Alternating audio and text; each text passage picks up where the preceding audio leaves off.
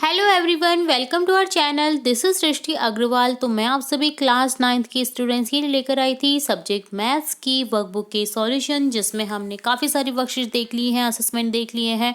आगे बढ़ेंगे और स्टार्ट करेंगे। देखेंगे इस वीडियो में वर्कशीट 21, वर्कशीट 22 एंड वर्कशीट 23 का सॉल्यूशन। तो चलिए स्टार्ट करते हैं। सबसे पहले वर्कशीट 21 देखेंगे।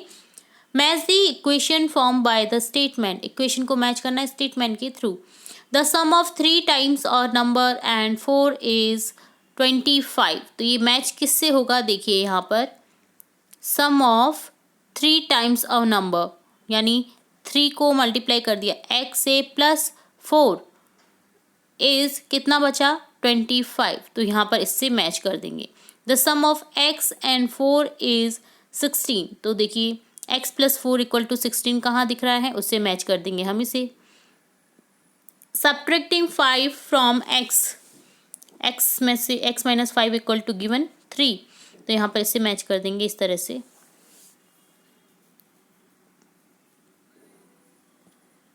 ठीक है, x माइनस 5 इक्वल टू 3। तो सभी को आपको इस तरह से मैच कर देना है। Twice a number x is 8। Subtracting 2 from 4 times the number x is given 18। Subtracting the 2 from half of number given 7। 1/5 of the number x gives 4. The sum of 7 times x and 7 give you 77. Dividing the number x by 5 gives 6. Subtracting 5 from 1/4 of a number gives 4. 10 times x is 60. तो यहाँ पर 10x equal to 60 हो जाएगा। The sum of the number x and 5 is 9. Subtracting 2 from x given 9. x minus 2 equal to 9। तो इस तरह से आपको सिंपली स्टेटमेंट को मैच करना था इक्वेशन से। तो ये डन होता है वर्कशीट 21। नेक्स्ट पार्ट देखेंगे वर्कशीट 22 का सॉल्यूशन। क्वेश्चन है, we have learn to make equation from the statement. Statement से हम बनाना सीखते हैं इक्वेशन को। Now we will learn to write the equation in statement. अब हम क्या करेंगे? पहले हमने क्या देखा था? स्टेटमेंट के थ्रू इक्वेशन को मैच कर रहा था। अब इक्वेशन से हम स्टेटमेंट बनाएंगे। जैसे x minus 5 equal to 9। Subtracting 5 from x we get 9। तो इसी तरह से हम आगे करेंगे। x plus 3 equal to 7। The sum of x and 3 is 7। 2x equal to 10। Twice the number x is 10। 5x plus 5 equal to 10. The sum of 5 times x and 5 gives you 10. X by 4 equal to 4. Dividing the number x by 4 gives 4. 3m by 5 equal to 6. Divide 3 times of a number by m by 5 gives 6. y minus 7 equal to 3 कितना हो जाएगा? Subtracting 7 from y gives 3. 4x minus 5 equal to 7 का लिखेंगे। Subtracting 5 from 4 times the number x gives 7. p by 2 plus 2 equal to 8. The sum of 2 and half of a number p gives 8. 4x equal to 0. 4 time x is 0.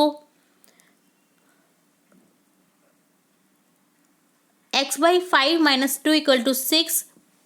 Subtracting 2 from 1/5 of a number x gives 6. ठीक है, तो इस तरह से हमने statement देखा।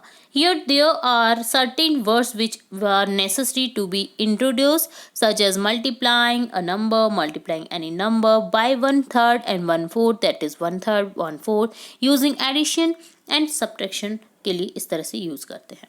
ठीक है, तो होप्स तो आपको ये वर्कशीट समझ में आई होगी। तो ये डन होता है वर्कशीट 22। अब देखेंगे वर्कशीट 23 का सॉल्यूशन।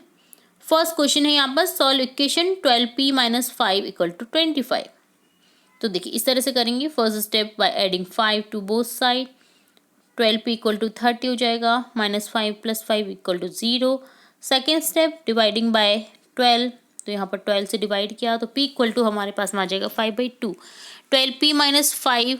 अब देखिए solving equation using balancing method से ये हमने किया है। अब देखिए ट्रांसपोजिंग मेथड से करेंगे इसे। तो रिप्लेसिंग 5, 12p देखिए इक्वल टू हो जाएगा 25 प्लस 5। 12p equal to 30। तो p इक्वल टू हो जाएगा 30/12 यानी 5/2। तो आपको कौन सी मेथड अच्छी लग रही है? आई होप आपको ये ट्रांसपोजिंग मेथड ज़्यादा अच्छी लग रही होगी बैलेंसिंग शीट के बैलेंसिंग मेथड के कंपैरिजन में, क्योंकि यहाँ पर सिंपली हम क्या करते हैं कि जो भी आपका नंबर होता है वो इक्वल टू के उधर ले जाएंगे और अपोजिट साइन कर देंगे। जैसे माइनस की संख्या है तो प्लस में हो जाएगी, प्लस की संख्या है तो माइनस में हो जाएगी। सिंपली देन हमारा जो पी का वो फॉर्म है, एक्स वाई का फॉर्म होता है, जो भी संख्या है उसका फॉर्म निकल जाएगा। ठीक है। Solve the equation given by method both the methods. तो बैलेंसिंग मेथड से भी आपको करना है, ट्रांसपोजिंग मेथड से भी करना है। तो दोनों ही मेथड आपको आनी चाहिए, चाहे बोले वो कोई सी भी अच्छी लग रही है, पर आपको दोनों मेथड आनी चाहिए। जैसे देखिए बैलेंसिंग मेथड से 3p + 12 = 0 करेंगे तो by adding -12 to both sides, तो यहाँ पर जाएगा 3p = -12 by dividing both sides by 3, 3p/3 = -12/3, p = -4 हो गया। ट्रांसपोजिंग मेथड से 3p + 12 हो जाएगा = 0, रिप्लेसिंग 12 करेंगे, 3p = 0 - 12, 3p = -12 हो जाएगा, p = -12/3, p = -4 हो जाएगा। ठीक है। नेक्स्ट क्वेश्चन है 3x/4 = 6। तो यहाँ पर जब x की वैल्यू निकालेंगे बैलेंसिंग मेथड के थ्रू तो 8 निकलेगी, और इसी तरह से ट्रांसपोजिंग मेथड से निकलेगी यहाँ पर 3x/4 = 6, तो x = 8 इस तरह से निकाल देना है। तो ट्रांसपोजिंग मेथड तो बहुत ही इजी है। बैलेंसिंग मोड में आपको क्या करना होता है कि आपको बोथ साइड से इक्वल करना होता है, बोथ साइड से मतलब मल्टीपल या डिवाइड करना होता है, ताकि जो आपका नीचे का जो हर है वो आपका समान हो जाए और वैल्यू निकल जाए। इसी तरह से देखिए थर्ड में 4 + 5x - 1 = 34 है, तो subtract 4 from both sides, 4 + 5x - 1 - 4 = 34 - 4, तो यहाँ पर x की वैल्यू निकल जाएगी 7। इसी तरह से जो यहाँ पर हम निकालेंगे ट्रांसपोजिंग मेथड से 4 + 5x - 1 = 34, तो यहाँ पर जब रिप्लेसिंग करेंगे 4 को तो इस तरह से -4 हो जाएगा और x की वैल्यू निकल जाएगी आपके पास में 7। इसी तरह से नेक्स्ट में हम सॉल्व करेंगे 3p - 5 = -21 bye dividing both sides by 3, 3p - 5 divide by 3 = -21/3, तो p - 5 = -7, तो p = -2 हो गया।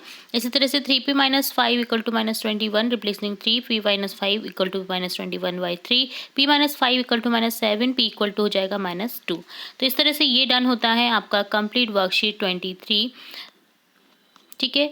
नेक्स्ट वर्कशीट हम नेक्स्ट पार्ट में देखेंगे, तो जुड़े रहिएगा आप इसी तरह हमारे चैनल के साथ। वीडियो को पूरा देखने के लिए धन्यवाद।